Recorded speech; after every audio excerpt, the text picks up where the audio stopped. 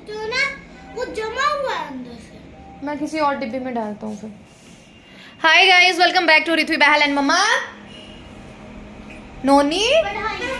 Okay पढ़ाई।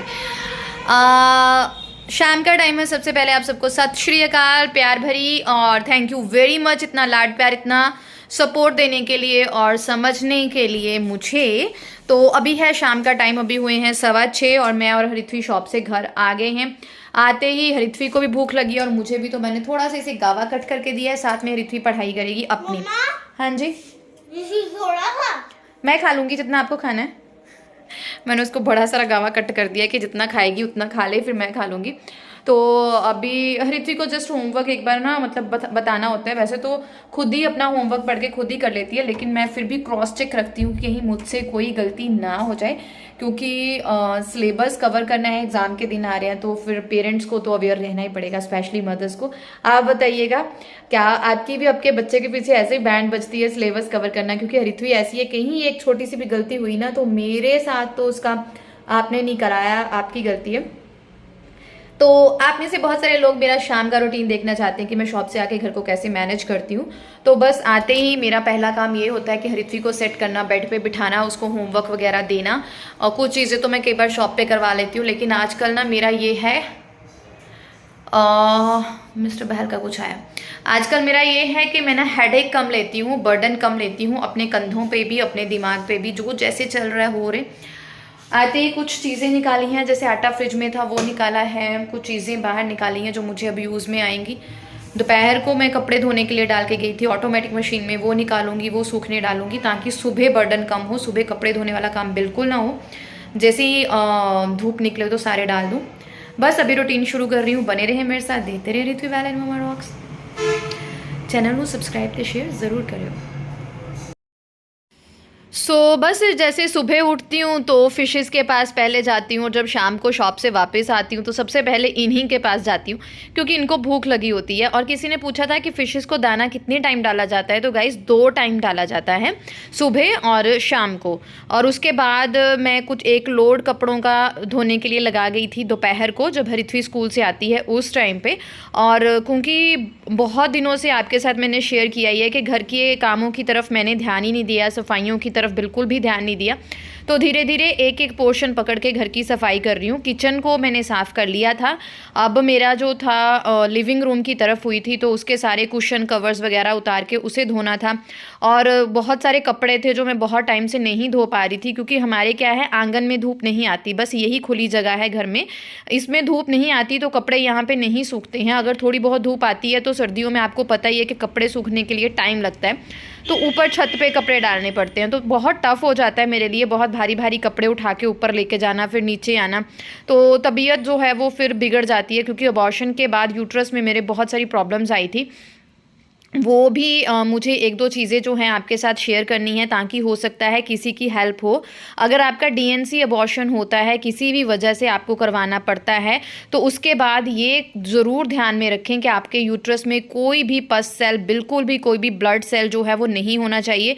Doctor पे at that time यकीन ना करें, क्योंकि मैंने बहुत ही बढ़िया डॉक्टर से अपना ट्रीटमेंट करवाया था, लेकिन उन्होंने मुझे बोला कि ये सबके साथ होता है, सबके साथ कुछ ना कुछ ब्लड सेल इसमें रह ही जाता है। लेकिन गाइस, ऐसा होना नहीं चाहिए। कोई भी आपके अंदर कुछ भी कचरा जो है वो नहीं रहना चाहिए, उससे भी आपको बहुत सारी प्रॉब्लम जो है वो फेस करनी पड़ती है। तो इसीलिए मेरा थोड़ा सीढ़ियाँ चढ़ना या भारी काम करना मेरे लिए बहुत ही डिफ़िकल्ट हो जाता है। कर तो मैं लेती हूँ, लेकिन बाद में पेन बहुत होती है। और यहाँ पे बहल साहब की कॉल आ गई थी। इस टाइम पे उनकी मॉर्निंग होती है, मतलब वो उठते हैं, क्योंकि उनकी नाइट शिफ्ट्स होती हैं। तो सबसे पहले कॉल करते हैं, हालचाल पूछते हैं कि ठीक है सब, हरिथवी ठीक है, मैं ठीक हूँ। तो मैं बहुत सारे कपड़े धो रही थी, तो जैसे ही वीडियो कॉल पे उन्होंने देखा तो फिर डांट लगानी शुरू कर दी। लेकिन वो ये चीज़ नहीं समझते कि अगर मैं नहीं करूँगी तो कौन करेगा, है ना। और घर के कामों का जेंट्स को आइडिया कम होता है, वो सोचते हैं रहने दे फिर क्या हो गया, रहने दे फिर क्या हो गया। लेकिन अगर मैं रहने दूँ तो क्या वो कचरे में रह लेंगे? ऐसा भी तो है ना। तो उनके साथ यहाँ पे बातचीत कर रही थी। कुशन कवर्स वगैरह जो है वो लोड लगा दिया था, बाकी सारे मैंने कपड़े रैक पे डाल लिए कि अंदर रख लूँगी और फिर सुबह जब धूप निकलेगी तो आंटी डाल देंगे या मैं आंटी की हेल्प कर दूँगी, क्योंकि आंटी का भी थोड़ा ऐसा होता है ना, किसी से हम कितना काम निकलवाएंगे, है ना। फिर मुझे होता है मेरी वजह से कोई बीमार नहीं होना चाहिए, क्योंकि आजकल शरीर सबके उतने ही चलते हैं, कोई भी बॉडी बिल्डर रहा ही नहीं है। जितनी लेडीज़ को मैं जानती हूँ कुछ ना कुछ उन्हें गायनी प्रॉब्लम तो होती ही है, और घर परिवार संभालते संभालते हम अपनी तरफ ध्यान कम देते हैं, है ना। तो बस शाम को मेरा रूटीन ऐसा ही होता है, कपड़े समेटना, कपड़े धोना, कपड़े तय लगा के रखना, खाना बनाना, कुछ तैयारियां सुबह के लिए करना, ताकि दवाइयों की वजह से कई बार क्या होता है सुबह सुबह मेरी नींद खुल तो जाती है बट मेरा उठा नहीं जाता, या बॉडी उस तरह से मेरी चार्ज नहीं होती है, तो मैं बहुत सारा काम जो है वो रात को ही कर लेती हूँ ताकि सुबह ईजी हो जाए। फिर सुबह शॉप पर भी टाइम से जाना है, उसको भी देखना है, क्योंकि सारे इन चक्करों में ना बीमारी एंड ऑल के शॉप का भी बाजा बजा हुआ है। तो उसके बाद मैंने कपड़े वपड़े सारे सेट किए, हरिथवी को थोड़ा स्नैक दिया खाने के लिए क्योंकि उसको भूख लगी हुई थी, और साथ ही उसका होमवर्क वगैरह चेक करूँगी। कई बार तो मैं शॉप पे ही देख लेती हूँ, कई बार शॉप पे टाइम नहीं लगता या मेरा मूड नहीं होता तो फिर ऊपर आके उसको मैं पढ़ाती हूँ।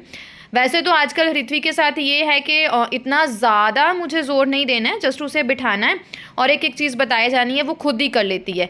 कई बार होता है कि हरिथवी तंग करती है कि मम्मा बैठो मुझे पढ़ाओ, कई बार तो वो बोलती है लर्न करने वाली चीज़ आप बोलो मैं आपके पीछे बोलूँगी, ऐसा हो जाता है।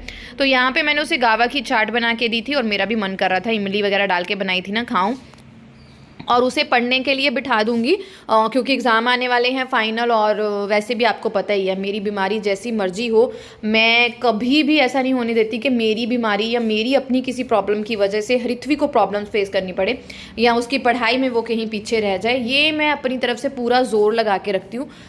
घर परिवार को छोड़ दिया, काम को छोड़ दिया, घर में मेस हो गया। मुझे आप सब कमेंट करके बताना आपके घरों में किन किन के बच्चे इस तरह से पढ़ते हैं। इस बंदे को जब भी कुछ भी काम हो इसने नीचे ही लेटना है ना। शोना अच्छे से रीडिंग लो। और मैं साथ साथ पढ़ा रही हूँ, अब साथ साथ किचन की तरफ जाऊंगी क्योंकि रात को ना हरिथवी को नहलाना भी होता है तो फिर काम बढ़ जाते हैं। और मैं हरिथवी को रात को ही नहलाती हूँ और मार्च आने तक ये काम ऐसे ही रहेगा, मैं उसे रात को ही नहलाऊंगी। एक तो काम सुबह का थोड़ा सा कम हो जाता है और दूसरा सर्दी ज़ुकाम से बच्चा बचा रहता है। और रात को आज प्लानिंग है कड़ी बनाने की। मेरा कुछ खास मन नहीं था लेकिन हरिथवी को कड़ी बहुत पसंद है तो उसने बोला कि मम्मा मेरे को ना कड़ी बना दो। और एक साथ में मैं आलू बॉयल करके रख ली हूँ, साइड पर कुकर में चढ़ाए हुए हैं आलू उबलने के लिए, ताकि जब हरिथवी स्कूल से वापस आती है ना तो उसका एक स्नैक जो है हो जाता है। कई बार मैं उबला हुआ आलू का सैंडविच बना देती हूँ, चाट बना देती हूँ, क्योंकि आलू बच्चे के लिए बहुत ज़रूरी है, rich source of vitamin calcium बच्चे के लिए होता है। तो इस तरह की चीज़ें मैं उसकी डाइट में ऐड करती रहती हूँ ताकि उसकी बॉडी में फाइबर भी अच्छे मात्रा से रहे। होता है ना, मम्मियों को ध्यान रखना पड़ता है। और एक चीज़ आपके साथ शेयर करूं, अगर आप एक बेबी गर्ल की मम्मा हैं, बेटी की माँ हैं, तो आपको उसकी डाइट पे बहुत ज़्यादा ध्यान देना पड़ेगा, क्योंकि अगर बचपन से ही बेटी की डाइट अच्छी होगी, उसे खाने पीने की आदतें आप अच्छे से डालेंगे, बड़े होने तक वो उसे रहेगा कि मुझे ये खाना है। शादी के बाद यार फिर ही सर्वाइव कर पाएगी, है ना। आप शायद मेरी बात से एग्री करेंगे, मुझे बताइएगा। बेटियों के लिए अच्छा खाना पीना बहुत ज़रूरी है। कड़ी का तड़का लग रहा है, कच्ची घनी सरसों का तेल, मेथी दाना डाला, कड़ी पत्ते डाले, हींग, ज़ीरा डाला, थोड़ी सी राई डाली, प्याज, और प्याज के साथ मैंने लहसुन डाल दिया था, उनको भूना, हल्दी वगैरह डाली और उसमें मैंने डाल दिए आलू। और बस कड़ी बहुत सिंपल है यार, बनानी बहुत इजी लगती है। तो यहाँ पे मैंने दही मथ लिया था अच्छे से, उसमें बेसन डाल लिया था। मेरा तरकीब ये होती है कि मैं बेसन कम डालती हूँ दही में ना। कड़ी मुझे पतली पतली टेस्टी लगती है, हरिथवी को भी पतली पतली, हरिथवी के पापा को थोड़ा संगनी कड़ी पसंद है। तो यहाँ पे मुझे एक चीज़ मैं आपके साथ शेयर करूँ कि कड़ी ना मुझे कभी भी छेड़ा देने की ज़रूरत नहीं पड़ती, मेरी कड़ी होपफुली कभी नहीं फटी। एक किस्सा आपके साथ शेयर करूँ तो जब मैंने शादी के बाद पहली बार कड़ी बनाई थी ना, बहल साहब मेरे साथ थे, मुझे पता है मेरे लिए कितना टफ था। मैंने क्या किया था, जो सूखा दूध पाउडर नहीं होता वो मैंने बेसन की जगह घोल दिया था, उसका कलर येलोइश था। और मुझे मतलब मैं इतनी अनाड़ी थी ना जब मेरी शादी हुई थी, मुझे ये तक नहीं पता था कि बेसन कौन सा होता है। और फिर जब मैंने उसे देखा वो अजीब सी बन गई सारी, तो मैंने अपनी कज़न सिस्टर को फ़ोन किया, मीनू उसका नाम है, मीनाक्षी उसका मतलब सेम नाम है। तो उसके साथ मैंने शेयर किया, उसको वीडियो कॉल की, तब उसने मुझे बताया कि ये बेसन है, तो ये बेसन डाल, इस तरह से कड़ी बना। तो आज मुझे इतना एक्सपीरियंस हो गया है हर चीज़ बनाने का, हर चीज़ में अच्छे से कर लेती हूँ, बढ़िया से कर लेती हूँ। और जब भी मैं कड़ी बनाती हूँ ना, मुझे वो किस्सा बहुत याद आता है। बहुत ज़ीरो से उठ के यहाँ तक आई हूँ मैं, स्पेशली किचन घर के कामों में। पर कुछ चीज़ें हैं जो मैं भी अपनी लाइफ में मिस करती हूँ। कुशन कवर वगैरह सारे धुल गए थे, सूख गए थे, तो मैंने इनको सूखने के लिए अंदर ही ऐसी तरह से डाल दिया कि सूख जाएंगे। और उसके बाद मैं यहाँ पे आ गई थी यूनिफॉर्म प्रेस करने के लिए। एक तरफ कड़ी बन रही है तो यूनिफॉर्म रात को ही प्रेस कर लेती हूँ, क्योंकि सुबह हो सकता है ऐसा इशू हो जाए कि लाइट ना हो, या फिर ऐसा हो गया कि सुबह काम ज़्यादा बढ़ गया है ना, दिल ही ना करे। क्योंकि जिस तरह से मेरी तबीयत है ना, जो मैं डोज़ लेती हूँ उसमें नींद की डोज़ ज़्यादा होती है, तो बॉडी अगर सो लूँ तो भी अजीब सी रहती है, ना सोऊं अच्छे से तो भी अजीब सी रहती है। भगवान भरोसे मेरी यार ज़िंदगी चल रही है। मतलब मैं ना अपना दुख भी नहीं किसी को बता सकती। ऐसा होता है कि बताऊंगी किसको, एक तो खुद को ही शर्म आती है अब, है ना, और दूसरा जिस तन लागे सो तन जाने, उसी को पता होता है, दूसरे के लिए वो हंसी होती है। और ये है ऋत्वी की कराटे यूनिफॉर्म। उसका कुछ कराटे का टेस्ट था तो उनके लिए कंपलसरी था कि यूनिफॉर्म वगैरह लेके आनी है, तो बस उसको एक बार धो के अच्छे से देखा, दाग वाग तो नहीं लगा, क्योंकि बच्चे स्कूल में मिट्टी में ऐसे ही खेलते रहते हैं ना, तो मिट्टी वट्टी ना लगी हो, उसे अच्छे से आयरन करके बस इसी तरह से रख दूंगी। और इसी तरह से मेरा शाम का रूटीन होता है। बहुत सारे ऐसे काम होते हैं जो सुबह के मैं रात को ही कर लेती हूँ, ताकि मेरी सुबह थोड़ी ना ईजी जाए, क्योंकि बच्चे के साथ आपको बहुत ज़्यादा टाइम खुला चाहिए। उसको रेडी करने के लिए आपको अलग से टाइम चाहिए, क्योंकि कई बार बच्चा टाइम से नहीं उठता तो फिर होच पोच हो जाती है।